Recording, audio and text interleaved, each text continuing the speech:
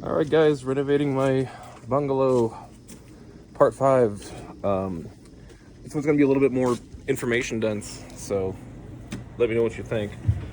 But yeah, so we got all of the framing for the floor in, so the floor system is in,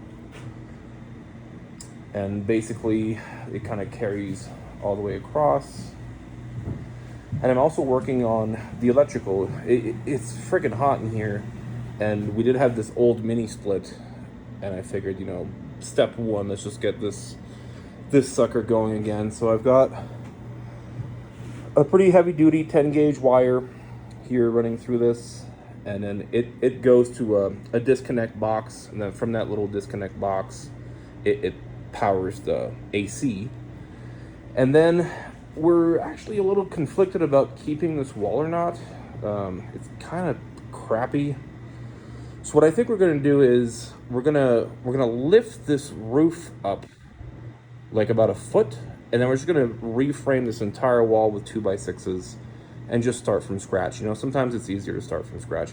And if you look at these, the quality of this, it could probably use a full replacement. Now I don't know when we lift the roof if the roll roofing is going to be able to take that kind of lift. If it doesn't, then we'll just reassess. Also, part of the reason it's so freaking hot in here is because this roof doesn't have any ventilation. So you can see what we're going to do here. I guess you can't see, but imagine we're going to run baffles, which is basically this like 1-inch kind of standoff, so that the insulation, when you press it in to the vaulted ceiling, there's still like an air gap. And then up here we're going to cut what's called a ridge vent.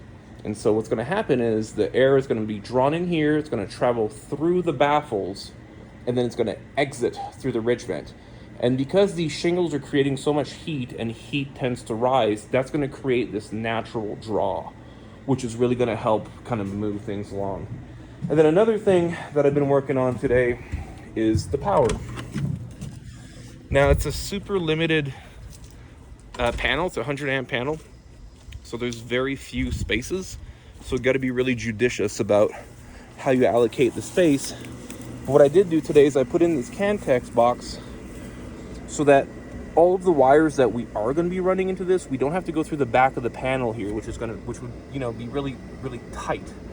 So what we're going to do instead is we're going to run it, all of the circuits just through this box in here, and then we have these large openings, which means that we can get quite a bit of wire fill.